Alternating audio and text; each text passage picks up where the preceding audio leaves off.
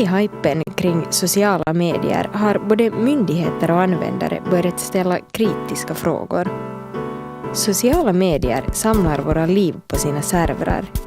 Men hur mycket av innehållet borde räknas som framtidens kulturarv? Och vem äger i slutändan våra liv på nätet? Et problem i seg selv er jo at de stadig endrer vilkårene uten at du har noen mulighet til å påvirke dem. Så du er liksom fanget i det sosiale mediet som alle bruker, og du har ikke muligheten rett og slett til å bestemme om du skal få lov til å være med på denne utviklingen eller ikke. Der enten så sier du ja, eller så får du ikke lov til å være med. Og det er fryktelig dårlig måte å behandle kundene sine på.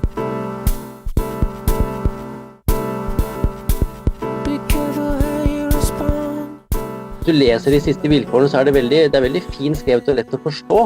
Men det er veldig mye kanskjer, og vi kommer til, og det er muligens, det er veldig lite absolutter, så de lover egentlig absolutt ingenting i de vilkårene, selv om de er lett å forstå, eller lettere å forstå i dag enn de var i 2005. Så det er et skinn av gjennomsiktighet og snillhet, mens det sannsynligvis er helt andre veien det har gått i hva som blir høstet av data, og hvordan det blir brukt.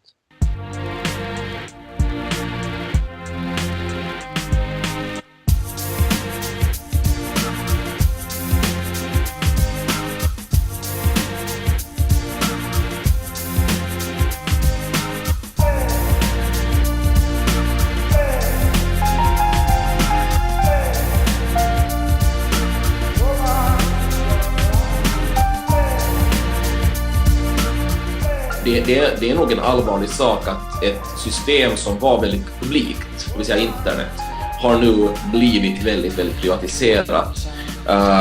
Facebook håller på att bli nästan standard för internet i sig. Och det här är någonting som vi nog måste ha en diskussion om. Jag tror dock inte att någon kommer att föreslå att man socialiserar Facebook. Det var svårt för amerikanerna att ta.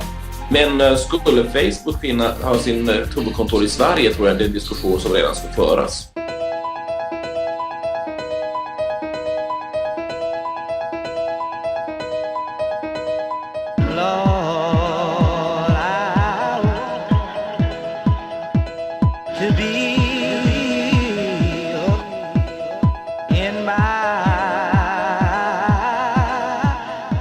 De här diskussionerna är ju ett kulturarv i sig.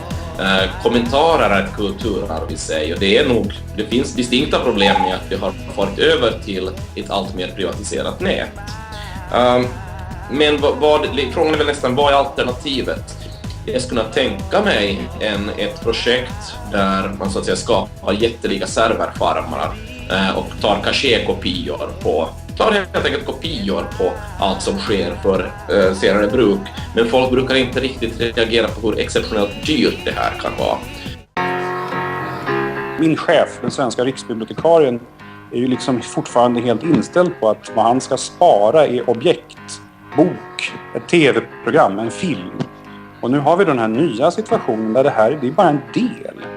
Därför att liksom upplevelsen av boken, tv-programmet, filmen är så oerhört mycket mer och säger så mycket mer om samtiden än bara själva objektet i sig.